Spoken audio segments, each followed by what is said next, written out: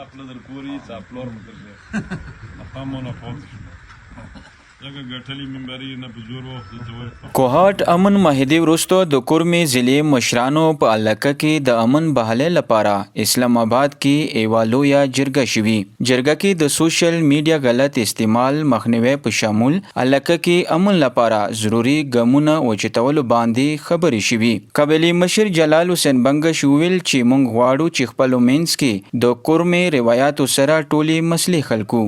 د جرګې مشرانو وویل چې ډیر وخت وروسته ډومبی ځل امایدینو خپل منځ کې کېنستل او یو بل ګیلې واورېدې. اسلام آباد کې شوي جرګه کې په دې خبره زور راوړی شو چې د یو بل حقونو او د یو بل مقدساتو احترام وکولی شي.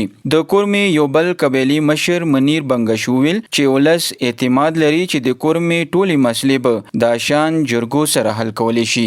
باهمي مخامخ د ټولو خبرو باندې خبره کوو او ټول طریقې کار به مزید سهل کوو او ټیکو.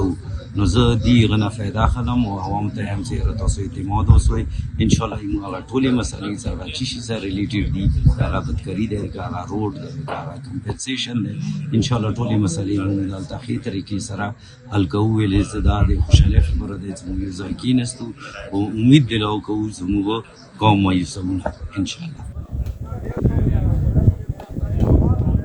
نو کوشش دا وي چې په کورمې کې روډ محفوظ وي ټولو قبایلو لپاره محفوظ وي او د کومې مسلې دي کوم ایشوز دي د کورمې هغه کمپنسیشن دی هغه د مری معاهدې په مطابق ابدکري دی یا مو کاغذات مال په مطابق خپل لینډ ډسپیوټس دي یو هغه لپاره مناسب او علاقايي حل وروباسو. په کار علاقايي سطح باندې مخبل کین او خپل مسلو یو مناسب حل د جرګې په ذریعه قبایلي روایتو د قبایلي کومې د جرګې رواج د امثله جاتی فیصله جاتی او رشنه کې وو مناسب حل تلاش کو.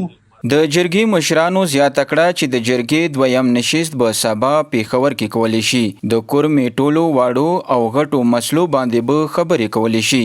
د جرګو لپاره اسلام آباد، پیښور، کوهاټ او کورما ضلع ټاکلې شوې ده.